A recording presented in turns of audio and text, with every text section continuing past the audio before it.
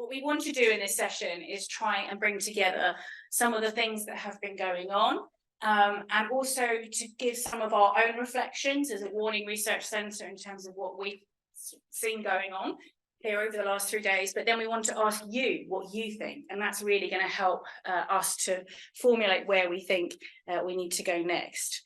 So on the clicker here, we have creating effective warning. So that's what we've been trying to do. We've been trying to do things a little bit differently the last 3 days. So we've been trying to be as interactive, as creative, trying to get you working with people that you've never met before in different areas. And we really hope there's a consequence of that. You're coming out with some different perspectives and viewpoints. But, there's a lot of things that we still need to address. No one still really knows how to do multi-hazard early warning systems, so there's still a lot of scope for creativity there. We still got to learn some of the transformative lessons from COVID-19, especially when we're looking at larger international, global level warnings. And people are still very much talking about the last mile rather than the first mile, although I think over the last 3 days that has not been the case, which has been lovely. And also, warnings just being part of a technocratic tool that we use, that warnings are just the siren. And we've explored the concept of siren with Aura's work, which has been phenomenal. But we also have been thinking about what does the technology, what's the role of it, where can it enhance, how can it be embedded, and how can we take advantage of that, and where is its limitations and what can we do? So that's really, really important. But we've kind of flipped that over the last 3 days. I think we have made some significant progress, and we started off. I'll just put a summary graphic here by Lorna. These will be made available. Do not panic. They will be made available. Lovely summaries of some of the sessions here.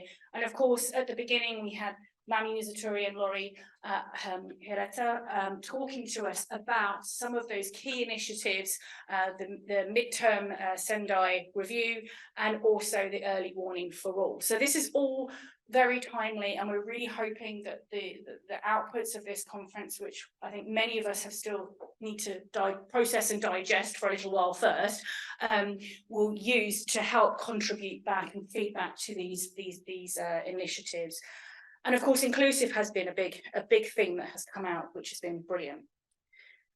So, what I wanted to do was use some of the wonderful illustrations by Ham and Yedinya to illustrate certain points.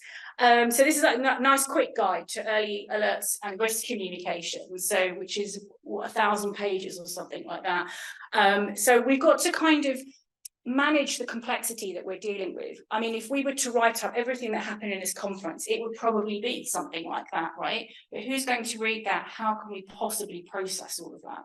So it's really thinking about how can we take these things and put them into a digestible form in order to actually be of use and practice. So I know us academics do like to produce books and, collected, edited volumes that are that size, and essentially very good doorstops, but we need to kind of move along there. So what I wanted to do is just provide a few reflections as part of the centre here. And, you might be forgiven sometimes for thinking that the outlook is not looking good. It's early warning systems are an incredibly complex problem, right? Any warning system is a complex problem, having to deal with multiple hazards, multiple stakeholders, different countries, different institutions, different people, staff changing over time, different dynamics, warning scales on local levels to international levels, changing politics, changing cultural practices, traditional knowledges, new technologies evolving, artificial intelligence, misinformation, communication, journalism and media and so on. It basically is like the wicked problem, yeah? And ultimately, warning systems are that tool to engage with people and connect all of those groups together so that at that one moment, that message can go through and everyone can respond and hopefully get to safety. However, this is probably my favourite cartoon. It's all great that we're working together. We're still working in silos. And it's been lovely this week to see some of those silos starting to break down. And I think it's really important, that we continue to do that. So as part of the first theme of the conference, which is about multi-sectorial, multi-hazard, multi-vulnerability collaboration, we really feel that what we've done in this conference is really try to bring different stakeholders together that have a scope of work across lots of different hazards. And in particular, we feel like we've brought the health sector in. So part of the Sendai framework is to look at health and bring health into it, and perhaps that's something that can be developed further. We really hope that the sessions this week have done that, because there's lots and lots of scope between working across the health sector and the DRR community, as well as the climate change adaptation community. But also we've looked at human-made hazards and artificial intelligence and so on. We've also had lots of different stakeholders that perhaps traditionally would not have been at events like this a few years ago. Companies in the private sector, telecoms, finance and reinsurance, and of course, artists. We've had some wonderful artists who have all of these different groups have their own different perspectives, understandings of terminology, and ways of visualizing and engaging with people. And it's really fruitful to bring those all together in this context. But we're still seeing those significant challenges to multi-hazard warning systems. And this is really being driven by the various silos that we have within different hazards, different institutions, laws even that are setting it up, and the history, the kind of historical context of the different hazard agencies we have, whether they're Met agencies, geological agencies, or tsunami institutions, and so on. So, but what we need to do is have a multi-hazard one that can spill out multiple hazards, and that's hugely complex. And of course, we saw in COVID there being a situation where, we were told to stay at home, but if there was a hazard like a flood, we'd need to evacuate. So it's kind of like, how do we work with those very complex scenarios? So the weather this is the weather forecast. Right. So a lot of this has been about connecting weather forecasting with action. And there's been a lot of focus about how we can turn warnings into action. And I think what we've kind of seen from this event really is that we need to have personalization, contextualization, localization. We need to have initiative, imagination, and integration, and preparing for the unknown, which is often the thing that happens. When messaging, we don't want to assume that it's a generic human being. Human beings are diverse and complex and evolving. When messaging, we don't want to assume that people are at home with resources or at home without resources. We need to account for those inequalities, such as fear or leaving home or being fired for leaving work. And these are all based on real stories that have happened that we've seen in recent years. So we still need to work on a little bit more about how to warn and be warned when you can't afford it, when you're being punished for it, when you're being told you're not part of society, during a conflict, and of course with multiple hazards. We've learned this week that technology can actually provide us with more answers than we think. So we need to have more open dialogue and engagement to take advantage of those technologies. And so we need to take opportunities to leverage those wonderful opportunities, and that requires a bit of money. So I like this simulation, works great. We would really love to see the situation where we can get some investment to make some of these elements actually happen. And so there's been a lot of questions about how can we obtain the financing to support some of these activities, to help build up these longer term relationships, but also in terms of attracting a longer term relationship as well, building a sensible and ongoing relationship where financing isn't just parachuted in, it is a sustainable source that can go over a long time. And time is really important because we think about, timing. Quite often when we have warnings, they can be timely, but we don't act. And sometimes we have warnings and they're too late. So we really need to think a little bit more about the timing that we need. And as part of that, that's really thinking about how do we integrate our warnings over space, time, and governance levels.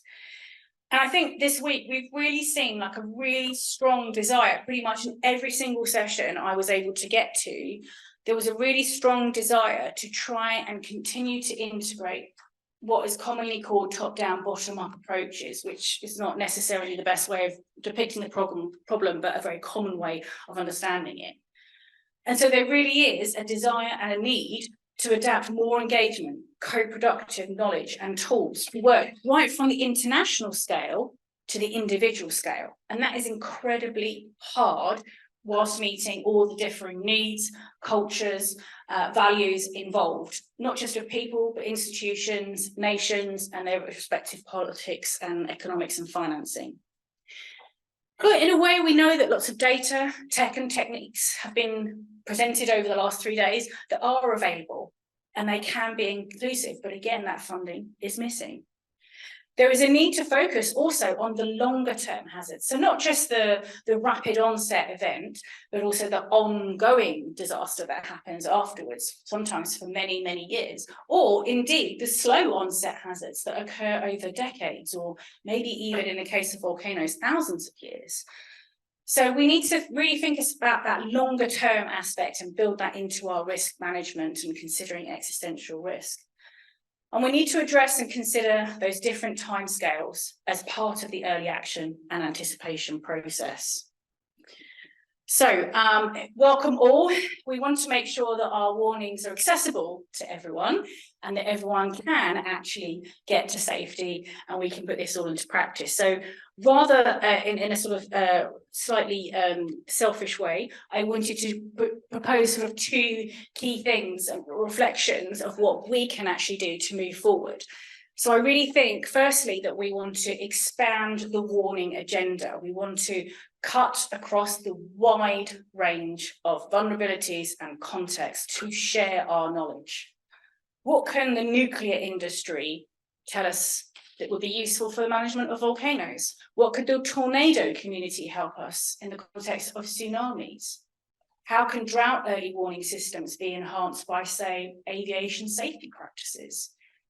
There's all sorts of different silos that have evolved over the last hundreds of years that have amazing, amazing tools and techniques.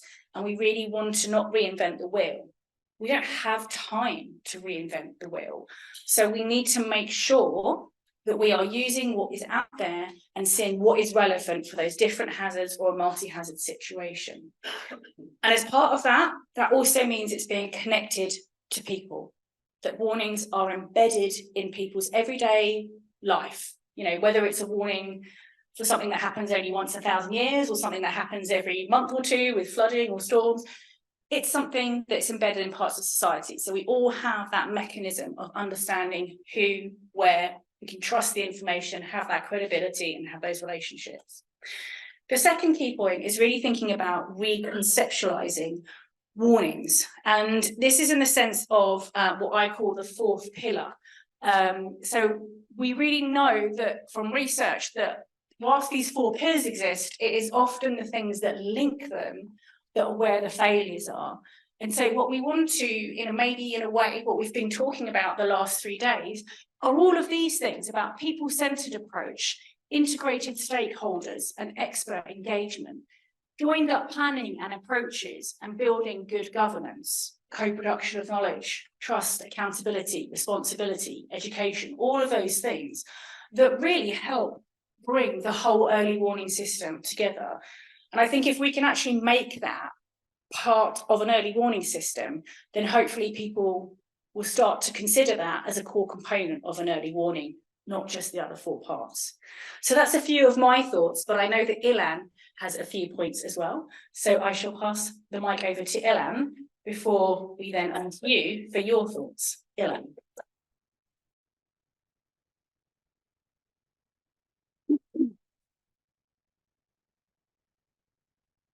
The key is people. That's us. We are talking about people's lives, livelihoods, cultures, and identities. Suddenly the earth shatters, and in rural Morocco, you're digging out stone aggregate with your hand.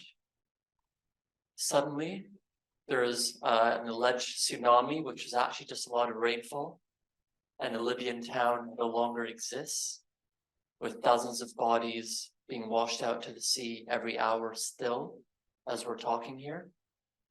Suddenly, in January 2020, a UN agency tweets that they've confirmed that the new coronavirus does not have human-to-human transmission. This is what we're trying to stop. This is what we're trying to avert. And by virtue of being here, we are the privileged ones. We're the ones who can talk about warnings, or add a word, warning systems, or add another word, early warning systems, or add another word, multi-hazard early warning systems. And then we get to warnings with sustainable holistic integrated transformation, or SHIT for short.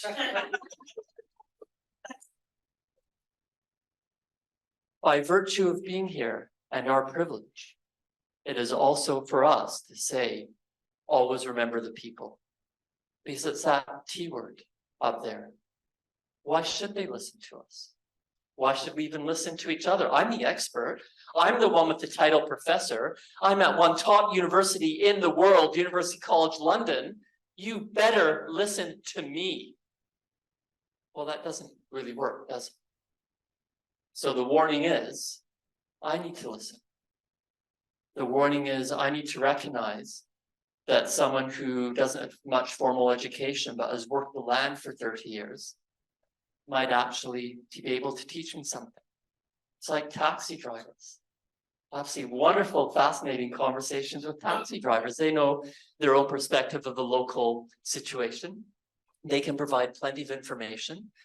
And they may also have insights into what are local hazards, what are local dangers, what are local threats, what are local vulnerabilities, what are the people thinking? Because it really is about people and generating this concept of trust to ensure that we are doing what we meant to do and are achieving our goals. And it is over the long term. I mean, just talking to people here, just the stories. One person said that they had a job where they were sitting at home and they had to look at social media for threats to their clients and decide whether or not they should act on those threats. And at times, the individual alerted that it's time to act on those threats, and the authorities intercepted someone who was on their way to carry out those threats. Someone else said, yeah, it's been a busy morning because our client includes people who were responding to the crisis at Heathrow Terminal 4 this morning. When they found a suspicious package, so they had to evacuate the terminal, call in the armed police, determine, yeah, someone actually just forgot something, which is what usually happens. But what usually happens is not the issue. Because one day it will be what usually doesn't happen. And that's a real threat.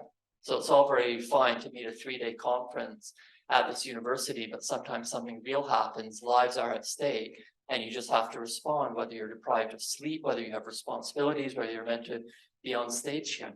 And this is happening every single day, every single hour. So we can't just say, okay, we've done the warning system, no problem, let's go on to another client, let's go on to another job. It's recognizing that trust is long-term.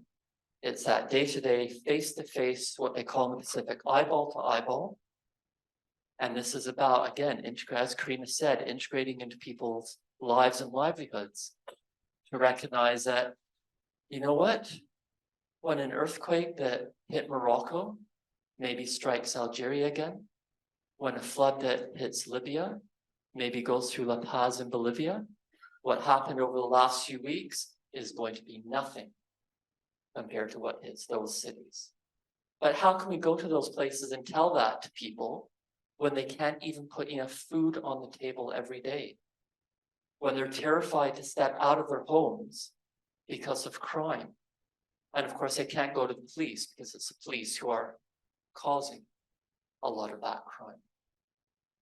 This is why it is very much about never stopping, never forgetting, never realizing what the people deal with every single hour of every single day.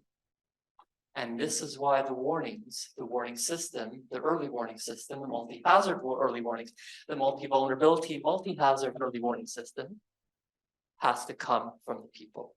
Exactly as Carina articulated, start with them, because that is the first mile. and building up their repertoire, their interests, their resources, their political power to ensure that they can do what is necessary for themselves, and particularly so that they have those resources, so that they're able to say, you know what, I'm not making the choice between bolting down my television and putting food on the table, bolting down the television for the earthquake. So they're not making the choice of, well, you know, I know that there's a tornado warning and it's in capital letters from the Met Service and it says touchdown, major event, get to shelter now. And they have to decide between that and, well, if I leave my job at the factory, I'm going to get fired. And this is not hypothetical because that was the choice in December 2021 in Kentucky. Even, of course, in the floods in Europe. 5 days before that, there was an issued alert saying something major is going to happen. And then 12 hours before, well, this is very serious, you should think about evacuating, and still over 200 people died, despite the warning system working perfectly. As people, this may instill a bit of despondency. Because it's like, you know, whatever. If I'm going to stand here and say, you're all going to die, well, that's not very good communication. You know, might as well just go to New York every weekend to show up, right? What's the point? So as people, we do have to inspire. There are the 3 I's that Carina mentioned. There's also the inspiration.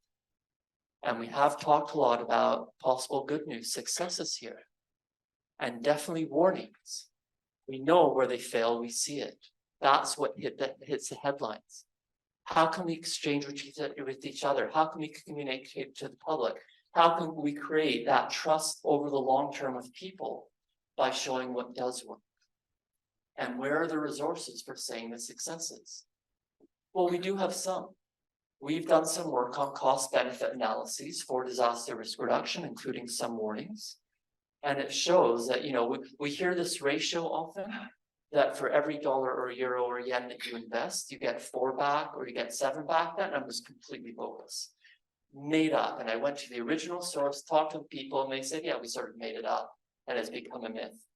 Because the ratio is far better than 4 or 7 to 1. And we have that evidence. Not only that, it's not about long-term. It's not about saying invest in the warning, and then you have to wait for a hazard, and it might be a day, it might be a century. By integrating warnings into people's day-to-day lives, by making it the first mile, by ensuring that it affects their livelihoods and lives immediately, that payback is immediate. So again, another phrase that we hear is end-to-end warnings. Well, okay, but then that's saying that there's a start and of course an ending, end to end. But what we actually need is end to end to end to end to end to end to end to end. Well, you get the idea. Because there's feedback loops, there's connections, there's links. It's saying there's actually really no starting point, although we should start today, but there's definitely no ending. Because it is that long-term process, and to show people it impacts them positively. In the same way that we have been funded by the American Space Agency, NASA, to research, document, and prove successes where taking action before a hazard, stop the disaster, and then to disseminate them in one-pagers. So yeah, of course we want our 10,000-word erudite academic paper. We're smart people, right? But again, we're privileged. So how can we get that one-pager, hopefully multiple languages, we're working on that, in order to communicate it to the media who will hopefully pick up the story, to communicate it to the people who need it, and then thinking about what about the people or the situations beyond literacy. So it's good news, it's successes. And the key is then very much, well, what about stories? What about narratives? What about anecdotes where people acted in advance when there wasn't even a hazard? You know, we're absolutely brilliant. We're wonderful at stopping the disaster that just happened. So yeah, 27th December 2004, you know, I know there's going to be an Indian Ocean tsunami. So maybe we should think about a warning system. Except as we heard on the stage, people had been thinking about it before and it just hadn't happened. In fact, for 30 years, before that morning on 26 December 2004, people had been trying to implement an Indian Ocean tsunami warning system. Because it worked in the Pacific. They started in 1949, and it was shown to be effective. But Indian Ocean, well, too expensive. There's other priorities. And then 250,000 people died, including a lot of tourists, and then it became priority. So where are the successes before there's a disaster? And we actually have one. It's called, thinking of security terminology, planetary defense. How do we stop the Earth being impacted by a comet or an asteroid? Because we know that there were some species before us that were potentially very likely wiped out by a strike. There's a debate about whether it was an asteroid or a flood basalt that took out the dinosaurs. And I think that maybe it was a combination. So that was the dinosaurs. That's okay because we wouldn't be here without that mass extinction. But we kind of like humanity. So we're hoping for not another mass extinction. And people have been thinking about planetary defense for decades before the first confirmed casualties from a meteorite happened on Earth. And that was the Chelyabinsk one in 2013, when over 1,000 people were injured when a meteorite went through the atmosphere over Russia, shattered glass, set off car alarms. And that's actually the first recorded history or first confirmed human casualties from meteorites. There's a lot of stories beforehand, a lot of speculation about the 1908 event, and also the Kali crater in Estonia, but first time confirmed. And yet people had written books about planetary defense. People said, how can we stop a meteorite striking us? What sort of warning do we need? What sort of warning system do we need? But the problem, of course, was that third point. The resources aren't there. So we are monitoring aspects of the sky. We do have potential response mechanisms, but it's absolutely not ready. It's not complete. It's just lacking perhaps a couple of €100 billion. It's not a lot of money. It's a couple of €100 billion is half the money that every year governments give to fossil fuel companies. Our tax money going to subsidize risk creation direct is over €400 billion a year. Indirect, latest calculation, €7 trillion a year. We are not lacking resources. We are lacking resource allocation, to coin a phrase. Because this is about people over the long term, ensuring that we use the wealth, the privilege, and the knowledge we have to build up that wisdom for action, but not action based on doomerism, not action based on, yeah, it's awful that over 2,000 are dead in Morocco, over 5,000 are dead in Libya, and this is not the last.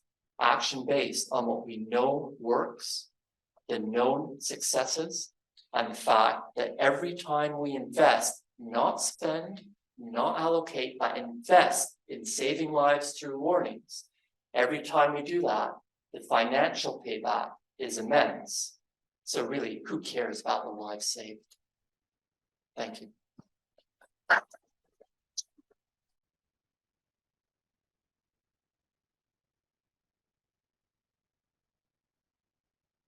Thank you, Ilan. You remind me a lot of the film Don't Look Up, if any of you have seen it. Just don't look up. But do look up, because now we've got Pablo, who's going to help us try and get a little bit into your minds and understand what you think are key takeaway points. So Pablo, let's come on. Thank you. So getting into your minds, fun, huh? Do we have an early warning system for telekinetic something or other? Okay, I hope you can hear me now. Yes. Let me see if we have this. Yes. All right. So this is the button pushing. No, this one. Oh, that's, or use this. All right, we're gonna play a game to get into our collective minds. The game is called Headlines. In this game, you're no longer who you think you are. You have just become a journalist, but not any journalist. Although we have some media-related people here. A journalist with a time machine. You can go into the future, can be tomorrow, can be next year, next decade, next century, a future of your choice. The question for you is to imagine in that future some headline derived from something that occurred during these few days together. What happened here that is noteworthy, that shaped some thinking, that informed some action, that inspired something new? So to get this going, let me first give you a very short primer on headlines. These are some from the past. Man walks on the moon. That's a pretty good headline. Someone one day said, hey, let's go to the moon, with different words. And 8 years later, there was footsteps of humans on the moon. Notice that that headline is first headlines of good news. It's not only bad news. And there's something poetic about it. Man walks on the moon, like you could rap on it. Go on. Not me, not now, but I'm working. Panic, Great War ends. 3 words. At the time, Great War, there was only one. Yeah, but there's something snappy, there's something decisively succinct. There's no great headline that is as long as an abstract. So when you write your headlines from this event, don't use, it's not tweet or whatever it's called now, long. It should be sharp, crisp. Also, it should convey a sense of uniqueness. It shouldn't be like early warnings save lives. I agree, but it's a little bit too insufficiently unique. Can you try to come up with a headline? And headline is a metaphor, yeah, for high-level distillation of knowledge, information, ideas. Try to make it as specific as possible about your work, about your locality, about your partnership, or your ongoing program, your art project. If possible, make it useful. Great War ends. Great, I can leave this bunker and go celebrate with my friends. And if possible, convey a sense of urgency. It may be a headline from the year 2057, but something that was said in 2023 implies an imminent sense of action. So you may remember that in the recent past, we played in this same website. You can use the QR code, or you can type bit.ly/CEW creating early warnings F4A for all. And if you go there, the website is already in place. Your job is to share insights from this event that can, that we hope will, reshape the future, reshape your future. Your job is to type as many headlines as possible in less than 4 minutes. You must include at least one good news. It can be a hypothetical news from the future, it can be an insight. Something that Lisa said that made you go like, ah. Let me see if I can show you what it looks like. Did it vanish? Oh yeah, here it is.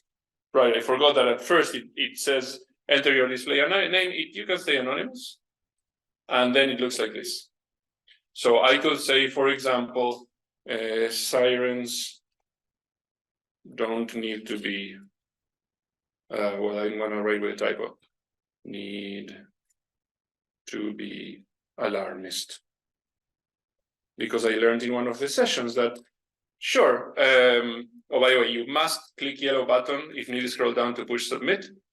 I learned that an ambulance trying to make room, that's fine, but it could be something that is not as annoying and it's still successful. I'm not saying that we should change everything, but that I liked. And maybe someone in the future embraces that, and maybe we all recognize it. They sing the conga and we'll make room for the ambulance. So your job, be prolific. Distillations, headline messages from this event that matter. You have less than 4 minutes. Be prolific. And then everything anonymous will be shared and you will bubble up the most resonant. Imagine music. Imagine entertainment in your head as you're prolifically creating. I'm going to keep yapping while you write and successfully inspire us. Woo, we already have 28. Nice. Keep it coming. What's the headline from these 3 days together? What do you distill?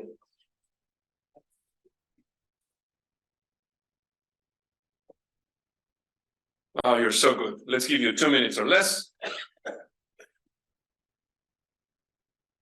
Very nice. Feel free to be playful. Feel free to be humorous. Feel free to be poetic.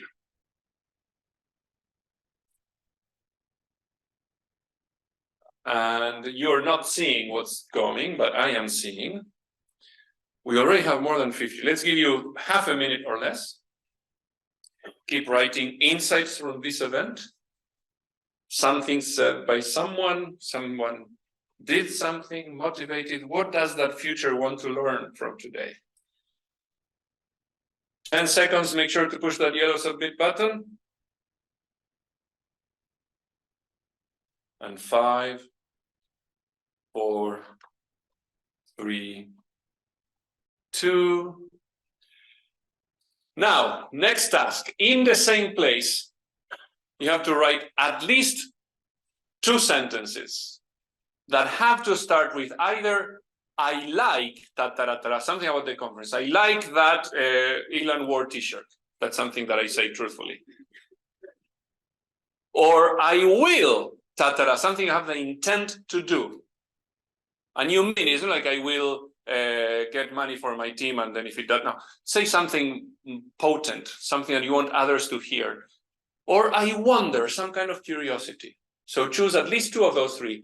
I like something that happened here that resonates with you, here meaning the past 3 days. Or I will some kind of intent. Try to keep it short and snappy, poetic, beautiful, inspiring. Or I wonder, do you have any curiosities? All right, they're coming. Lots of I wills and I wonders. Here comes the I like. Keep it coming. Nice. Let's give you half a minute or less. I like, I will, I wonder. You have 5 seconds to click that submit button.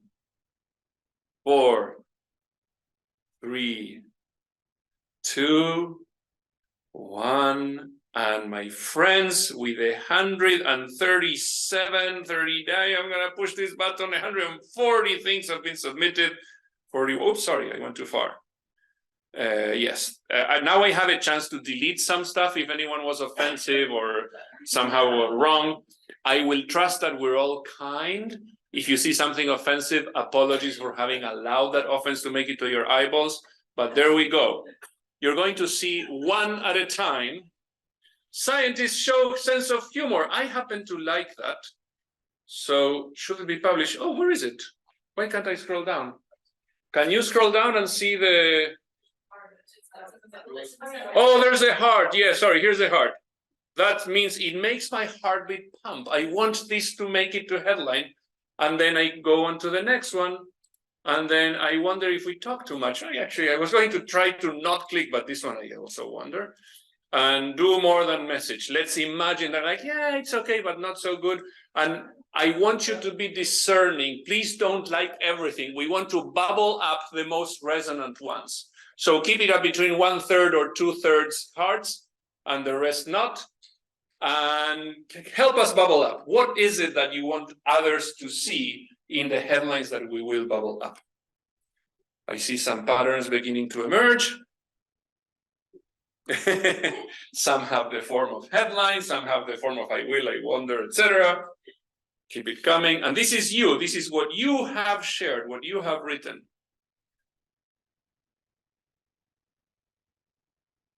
There's 141, so there's no way you will see them all.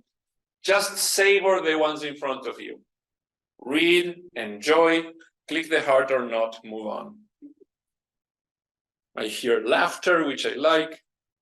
I'm sure there's sadness as well.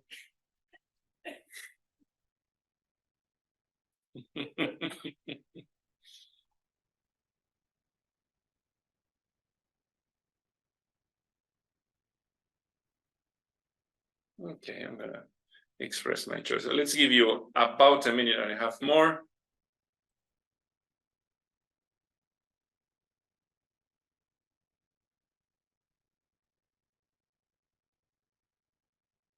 Interesting.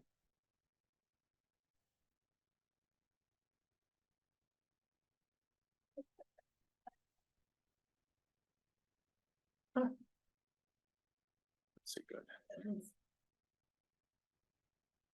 Keep it coming. About half a minute.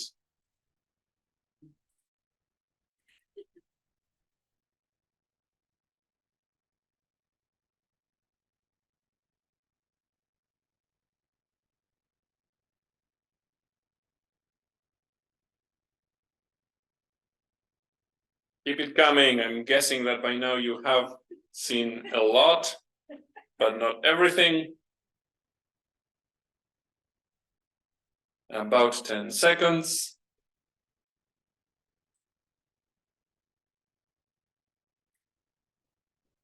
That was good.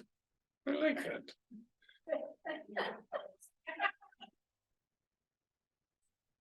Can you imagine being Carina and laughing so hard at the end of this event? It's awesome. I love it. Okay, I'll give you 5 seconds before we move on.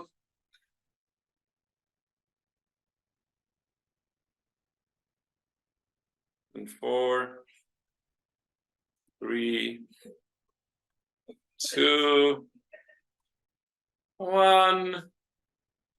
And we're going to move on. And here, usually I have a chance to do stuff, but I'm going to skip it all and go all the way to the end where we have the top performer. We seem to all resonate with this, wondering if we talk too much. What is there to do in addition to talking? Let's more of that. Disasterless future after Global Fund agreed. Good news, it will take some work to get there. Humans value more than money. Volcano Rabsky's.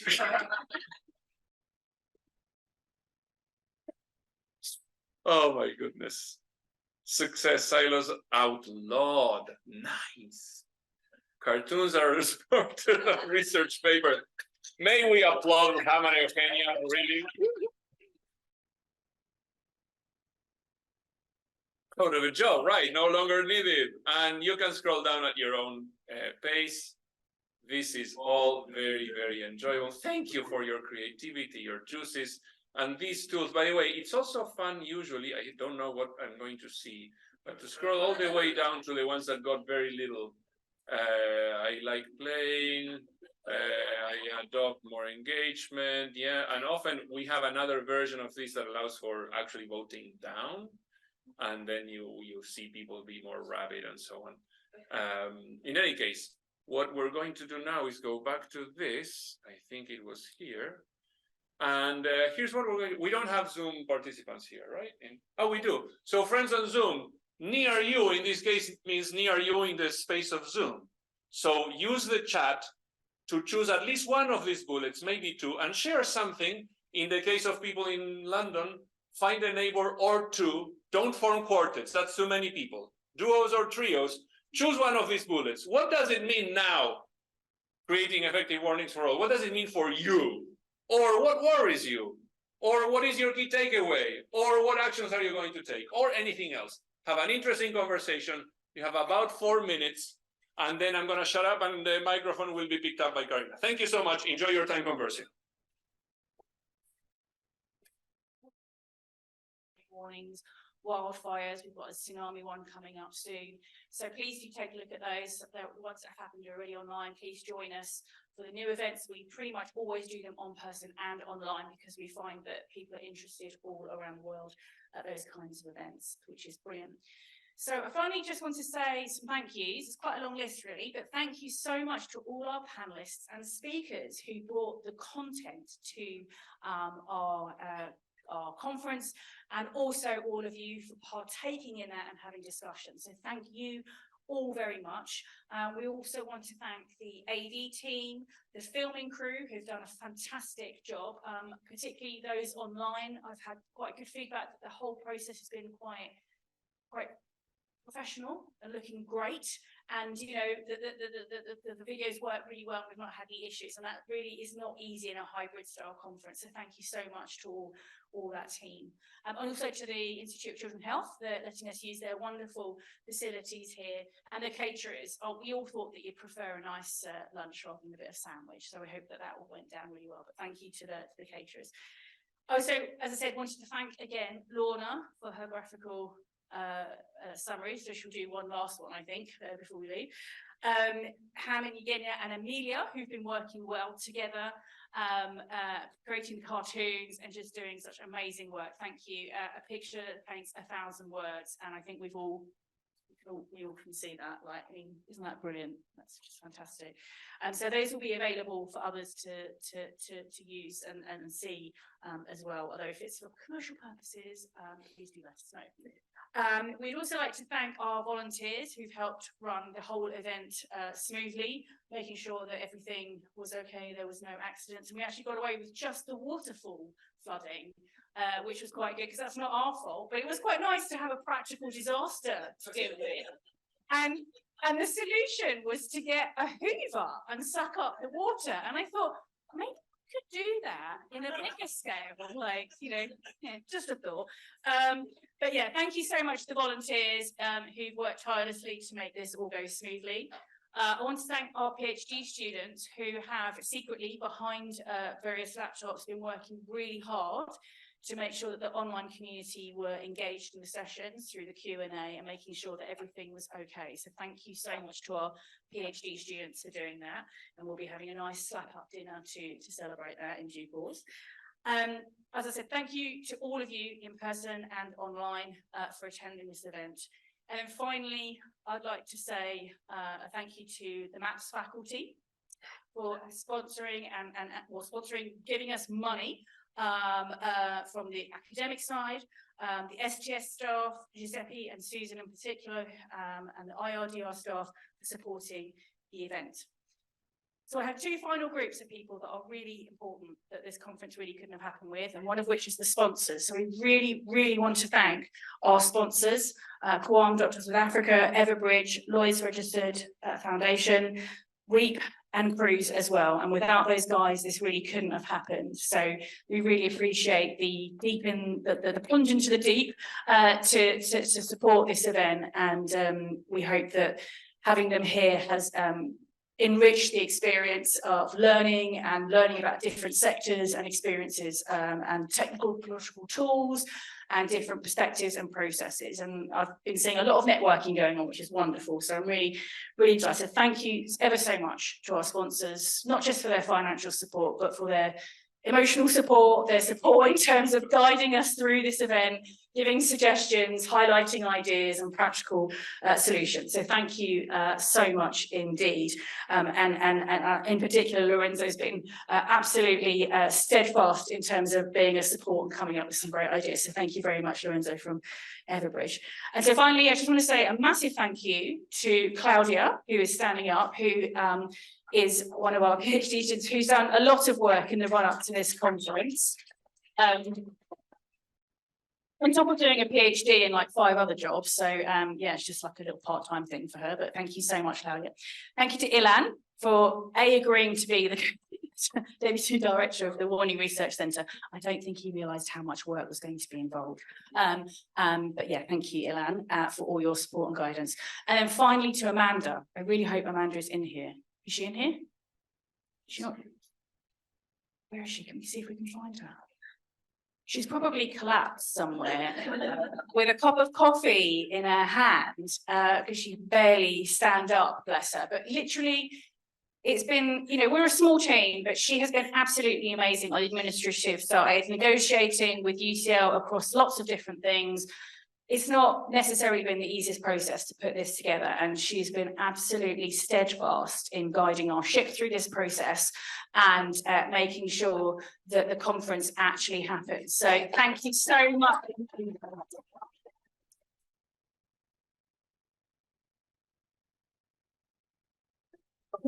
She's been working way and beyond, like we were messaging over the weekend. So that was just like the dedication and commitment has been extraordinary. So thank you so much. And in fact, we have something to present to Amanda.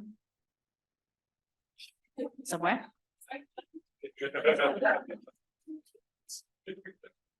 So for those of you online, Claudia's running around frantically trying to find the things. Yes, just me. So, is there anything I've missed, Ilan? I shall pass over to Ilan to. And while we're waiting for the flowers, I think we have a huge round of applause for our leader.